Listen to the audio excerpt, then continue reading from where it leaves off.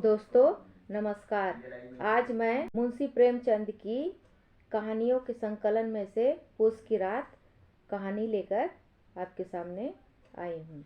आप उसे ध्यान से सुनिए।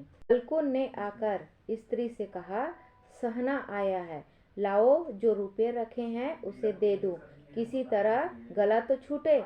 मुन्नी झाड़ू लगा रही थी, पीछे फिर कर बोली, 3 ही रुपये हैं, दे दोगे तो कंबल कहाँ से आएगा। अब माघ पूस की रात हार में कैसे कटेगी।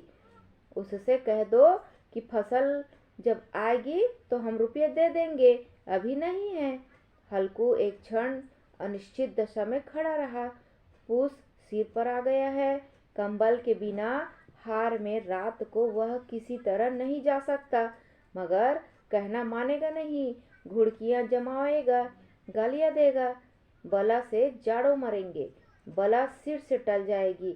यह सोचता हुआ वह अपना भारी भरकम डील लिए हुए स्त्री के पास आ गया और खुशामद करके बोला, ला दे दे, गला तो छूटे, कंबल के लिए कोई दूसरा उपाय सोचूंगा। मुन्नी उसके पास से दूर हट गई और आंखें तरेड़ती हुई बोली, कर चुके दूसरा उपाय, जरा सुनो, कौन उपाय करोगे। कोई खैरात दे देगा कंबल, न जाने कितनी बाकी है जो किसी तरह चुकने में आती। मैं कहती हूँ तुम क्यों नहीं खेती छोड़ देते, मर मर कर काम करो, उपज हो तो बाकी दे दो। चली छुट्टी हुई, बाकी चुकाने के लिए ही तो हमारा जन्म हुआ है। पेट के लिए मजूरी करो, ऐसी खेती से बाज आए। मैं रुपये न दूंगी न दूंगी। हल्कू उदास होकर बोला, तो क्या गालियां खाऊं। मुन्नी ने तड़प कर कहा, गाली क्यों देगा, क्या उसका राज है। मगर यह कहने के साथ उसकी तनी हुई भौहें ढीली पड़ गई। हल्कू के उस वाक्य में जो कठोर सत्य था वह मानो एक भीषण जंतु की भांति उसे घूर रहा था। उसने जाकर आले पर से रुपये निकाले और लाकर हल्कू के हाथ पर रख दिए। फिर बोली, तुम छोड़ दो अब से खेती, मजूरी में सुख से एक रोटी खाने तो मिलेगी, किसी की धौंस तो न रहेगी। अच्छी खेती है, मजूरी करके लाओ, वह उसी में झोंक दो, उस पर से धौंस। हल्कू ने रुपये लिए और इस तरह बाहर चला मानो अपना हृदय निकाल कर देने जा रहा हो। उसने मजदूरी से एक एक पैसा काट काट कर 3 रुपए कंबल के लिए जमा किए थे। वह आज निकले जा रहे थे। एक एक पग साथ उसका मस्तक अपनी दीनता के भार से दबा जा रहा था। पूस की अंधेरी रात, आकाश पर तारे ठिठुरते हुए मालूम होते थे। हल्कू अपने खेत के किनारे एक के पत्तों की एक छतरी के नीचे बांस के खटोले पर अपनी पुरानी गाढ़े की चादर ओढ़े काँप रहा था। खाट के नीचे उसका संगी कुत्ता झबरा पेट में मुंह डाले सर्दी से कूं कूं कूं कूं कर रहा था। दो में से एक को भी नींद नहीं आती थी। हल्कू ने घुटनियों को गर्दन में चिपकाते हुए कहा, क्यों झबरा, जाड़ा लगता है। कहता तो था घर में पुआल पर लेटा रहे, तो क्या यहाँ लेने आए थे। अब खाओ ठंड, मैं क्या करूं। जानते थे मैं यहाँ हलवा पूरी खाने आ रहा हूँ, दौड़े दौड़े आगे आगे चले आए, अब रो नानी के नाम को। झबरा ने पड़े पड़े दुम हिलाई और अपनी कूकू को दीर्घ बनाता हुआ एक बार फिर जम्हाई लेकर चुप हो गया। उसकी स्वान बुद्धि ने शायद ताड़ लिया, स्वामी को मेरी कूकू से नींद नहीं आ रही है। हल्कू ने हाथ निकालकर झबरा की ठंडी पीठ सहलाते हुए कहा, कल से मत आना मेरे साथ, नहीं तो ठंडे हो जाओगे। यहाँ पछुआ न जाने कहाँ से बर्फ लिए आ रही है। उठूं फिर एक चिलम भरूं, किसी तरह रात तो कटे। 8 चिलम पी चुका। यह खेती का मजा है। और एक एक भाग्यवान ऐसे पड़े हैं जिनके पास जाड़ा जाए तो गर्मी से घबराकर भागे। मोटे मोटे गद्दे, लिहाफ, कंबल, मजाल है कि जाड़े का गुजारा हो जाए। तकदीर की खूबी है, मजदूरी हम करें, मजे दूसरे लूटे। हल्कू उठा और गड्ढे में से जरा सी आग निकालकर चिलम भरी। झबरा भी उठ बैठा। हल्कू ने चिलम पीते हुए कहा, पिएगा चिलम? जाड़ा तो क्या जाता है, जरा मन बहल जाता है। झबरा ने उसके मुंह की ओर प्रेम से उछलती हुई आंखों से देखा। फिर हल्कू कहता है, आज और जाड़ा खा ले, कल से मैं यहाँ पुआल बिछा दूंगा, उसी में घुस कर बैठना, तब जाड़ा ना लगेगा। झबरा ने अगले पंजे उसकी घुटनियों पर रख दिए और उस मुंह के पास अपना मुंह ले गया। हल्कू को उसकी गर्म सांस लगी। चिलम पीकर हल्कू फिर लेटा और निश्चय कर लिया कि चाहे जो कुछ हो, अब की सो जाऊंगा। पर एक ही क्षण में उसके हृदय में कंपन होने लगा। कभी इस करवट लेटता, कभी उस करवट, पर जाड़ा किसी पिशाच की भांति उसकी छाती को दबाए हुए था। जब किसी तरह न रह गया तो उसने झबरा को धीरे से उठाया और उसके सिर को थप थप कर अपनी गोदी में सुला लिया। कुत्ते की देह में जाने कैसी दुर्गंध आ रही थी, पर वह उसे अपनी गोद में चिपकाए हुए सुख अनुभव कर रहा था, जो इधर महीनों से उसे न मिला था। झबरा शायद समझ रहा था कि स्वर्ग यही है, और हल्कू ही पवित्र आत्मा में तो उसे कुत्ते के प्रति घृणा की गंध न थी। अपने किसी अभिन्न मित्र या भाई को भी वह इतनी ही तत्परता से गले लगाता।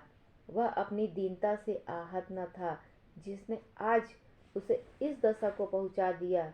नहीं, इस अनोखी मैत्री ने जैसे उसकी आत्मा के सब द्वार खोल दिए थे और उसका एक एक अणु प्रकाश से चमक रहा था। सहसा झबरा ने किसी जानवर की आहट पाई। इस विशेष आत्मीयता ने उसमें एक नई स्फूर्ति पैदा कर दी थी, जो हवा के ठंडे झोंकों को तुच्छ समझती थी। वह झपट कर उठा और छतरी के बाहर आकर भौंकने लगा। हल्कू ने उसे कई बार चुमकार कर बुलाया, पर वह उसके पास न आया। हार में चारों तरफ दौड़ दौड़ कर भौंकता रहा। एक क्षण के लिए आ भी जाता तो तुरंत फिर दौड़ता। कर्तव्य उसके हृदय में अरमान की भांति उछल रहा था। 1 घंटा और गुजर गया। रात ने शीत को हवा में धधकाना शुरू किया। हल्कू उठ बैठा और दोनों को छाती में मिलाकर सिर को उसमें छिपा लिया। फिर भी ठंड कम न हुई। ऐसा जान पड़ता था सारा रक्त जम गया है, धमनियों में रक्त की जगह हिम बह रहा है। उसने झुककर आकाश की ओर देखा। अभी कितनी रात बाकी है। सप्तऋषि जो तारे हैं अभी आकाश में आधे भी नहीं चढ़े, ऊपर आ जाएंगे तब कहीं सवेरा होगा। अभी पहर भर से ऊपर रात है। हल्कू के खेत से कोई एक गोली के टप्पे पर आमों का बाग था। पतझड़ शुरू हो गई थी। बाग में पत्तियों का ढेर लगा हुआ था। हल्कू ने सोचा, चलकर पत्तियां बटोरूं और उन्हें जलाकर खूब तापूं। रात को कोई मुझे पत्तियां बटोरते देखे तो समझे कोई भूत है। कौन जाने कोई जानवर ही छिपा बैठा हो।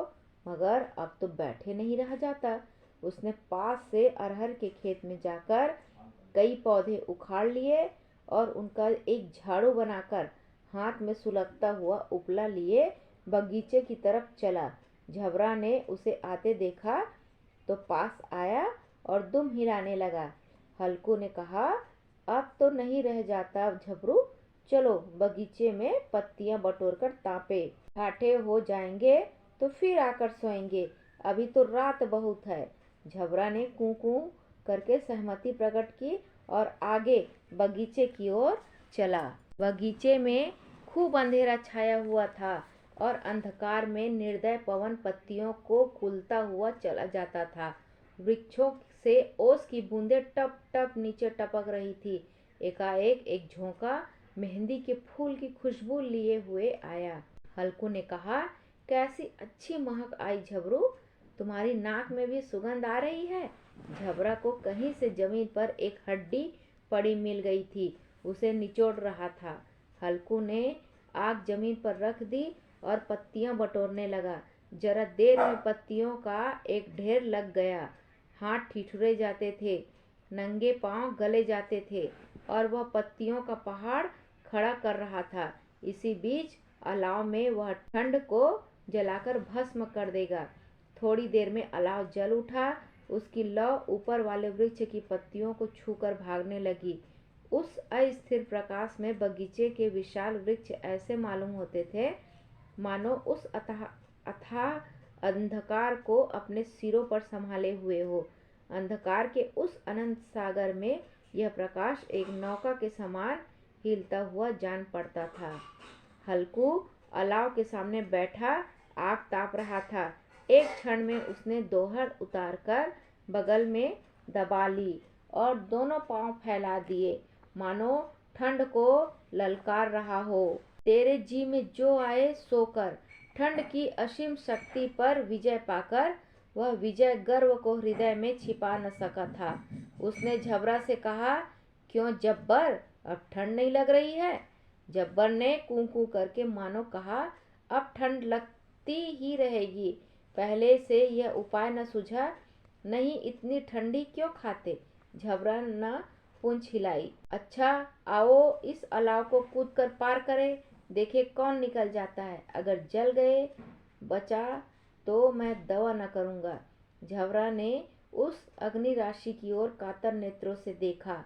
मुन्नी से कल न कह देना, नहीं तो लड़ाई करेगी। यह कहता हुआ वह उछला और अलाव के ऊपर से साफ निकल गया।